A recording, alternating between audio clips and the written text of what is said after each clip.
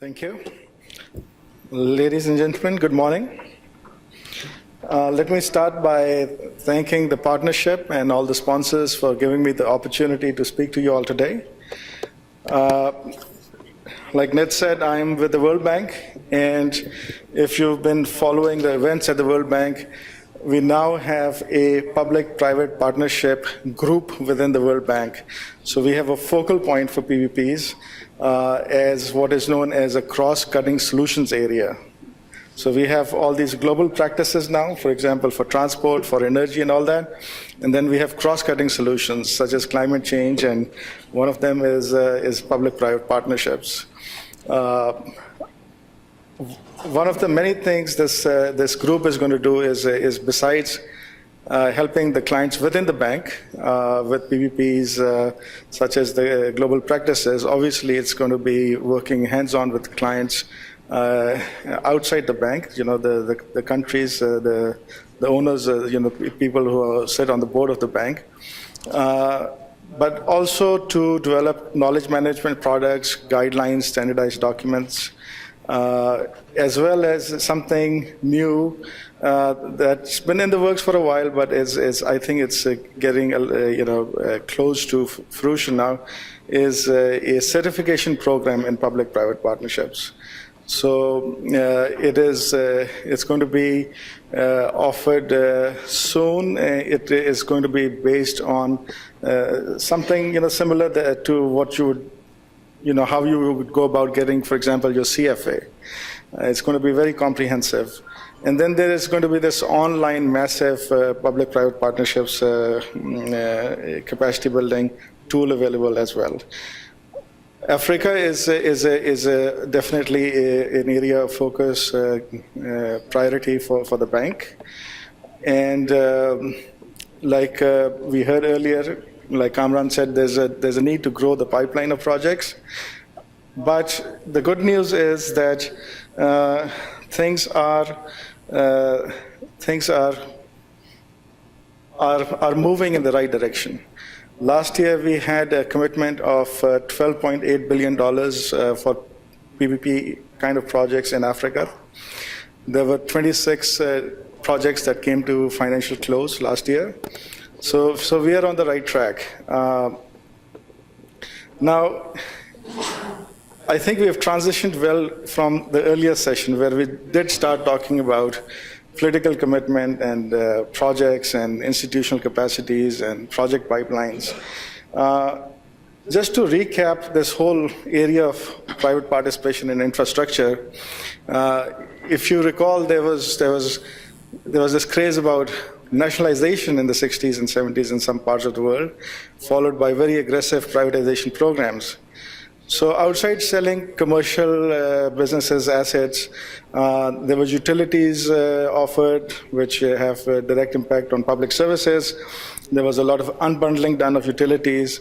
But then there were areas where you had to add to the services, not just sell them, but to add more services in, for example, power generation, building new roads.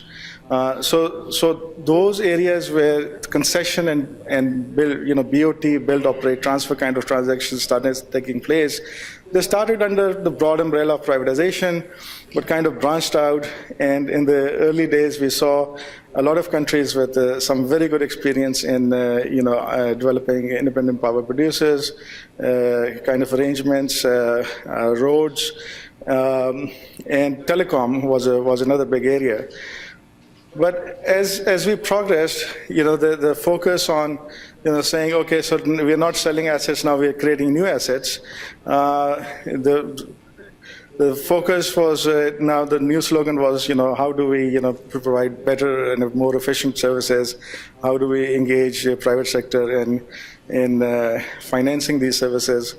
And the concept of privatization gained more traction in the UK in the early 90s. The true pioneers were probably the Chileans, who were doing it even much before. But when people started looking at public-private partnerships, there was a recognition that you have to have a comprehensive, well-structured sort of a cross-sectoral approach, because the risk profile that you are willing to live with as a country in these projects is going to be similar across the sectors. Your approach of tendering, of contracting, of monitoring these contracts is going to be similar, and it gives investors and financiers more comfort if they see that there's a uniform approach for handling private sector participation. This resulted in drafting of policies and legislation specifically for PPPs. A lot of countries find it sufficient just to work under a national policy. Some have dedicated laws, and these legislations and policies sort of lay out who does what, when, how, and that translates into having an institutional structure which sort of is designed keeping in mind the policy and the legislative requirements. So when we look at the mandate for the institutional structure for PPPs, this is what the mandate of the government as a whole is. It's not necessarily confined to one institution, but it's what the government as a whole is going to be doing. So whether it's a PPP unit, whether some of the things are, stay within the Ministry of Finance or Planning, or with the ministries themselves. So these functions get then delegated to each entity which is going to be involved in PPPs. And some of these entities are within the government, mostly within the government, mostly with the Ministry of Finance. As you'll hear the examples of Ghana and South Africa, but in Chile, it was with the Ministry of Public Works. We heard, in Tanzania, it's with the Prime Minister's office. Some of them were spun out in the private sector, like the Partnerships UK, but it's also going through a cycle. South Africa has also sort of spun out its advisory services, which we'll hear about later. There's only one example of complete private ownership of an institutional structure supporting PPPs outside the government, which was Partnerships UK, which has been wound up now. And some of these institutions do charge for services, but most of the newer programs are obviously free of cost. What you'll see is, at the end of the day, it gets split over three levels. You have the high-level policy development.